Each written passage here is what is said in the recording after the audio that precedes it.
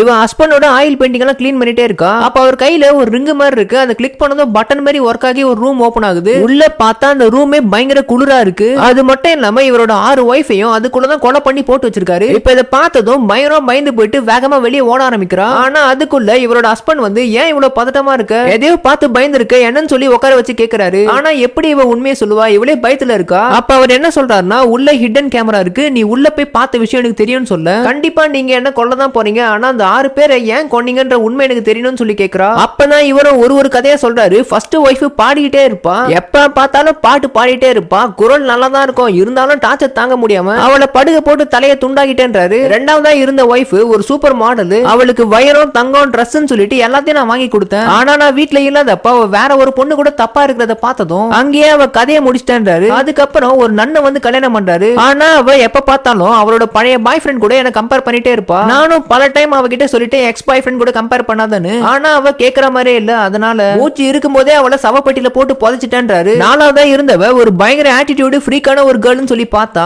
குடிச்சிட்டு என்ன அடிச்சிட்டா, வந்துச்சு பாரு ஒரு கோவம், தண்ணியில முக்கி சாமடிச்சிட்டேன்றாரு. அஞ்சாவதா இருந்தவளுக்கு மனுஷங்களை விட மிருகங்களை தான் ரொம்ப பிடிக்குமா, அதனால என் கூட கூட டைம் ஸ்பெண்ட் பண்ண மாட்டா, நாயும் கூட தான் சுத்திட்டு இருப்பா. இதுல கடுப்பான நானு ஒரு பெரிய ஆந்தைய வாங்கிட்டு அதை வச்சு அவளை கொல்ற மாதிரி பண்ணிட்டேன்றாரு. கடைசியா ஆறாவதா இருந்தவளுக்கு ஷூட் பண்றதுன்னா ரொம்ப பிடிக்கும்னு சொல்லிட்டு காட்டு கூட்டு போனா, அவ என்ன போட்டு தள்ள கண்ணை என் பக்கம் திருப்பினா பாரு, ஒரே போடா போட்டு அவ கதை அங்கேயே முடிச்சிட்டேன்றாரு. ஆனா அவங்க யாரையுமே மறக்க முடியல அப்படின்னு சொல்லி தான் டீப் ஃப்ரீஸ் பண்ணி வீட்லயே வச்சிருக்காராம். யோ நீதான் ஏன் மென்டலா பாதிக்கப்பட்டிருக்க, மனுஷங்கன்னா அவங்க விருப்பப்படி தான் இருப்பாங்க அப்படின்னு சொன்னதும் இதை கேட்டு இவன் இப்ப பயங்கரமா டென்ஷன் ஆயிட்டு, இப்ப நீ எப்படி தெரியுமா சாக போற அப்படின்னு சொல்லிட்டு அந்த கூலிங்கான ரூம்லயே கடந்து சாகுன்னு சொல்லிட்டு அடைச்சிட்டு வந்துடுறான். ஆக்சுவலா இவங்க வந்துட்டு அந்த 6 பேரை கொலை பண்ணி போட்டு இருக்கிறத தெரிஞ்சதும் இங்க இருக்கிற எல்லா விஷயத்தையும் தம்பி கிட்ட போன் பண்ணி சொல்லிட்டு இருப்பாங்க. இவன் ஒரு பயங்கரமான கில்லர் அசாசினா இருப்பான். கரெக்டா ஸ்கெட்ச் போட்டு இவர் பார்ட்டில இருந்து வெளியே வரும்போது இவரை எல்லாரும் முன்னாடி ஷூட் பண்ணி சாகடிச்சிட்டு அங்க இருந்து எஸ்கேப் ஆயிடுறான். அதுக்கப்புறமா அந்த கோல்டு ரூம் கண்டுபிடிச்சு அக்காவை காப்பாத்தி வீட்டுக்கு கூட்டு போயிடுறான்.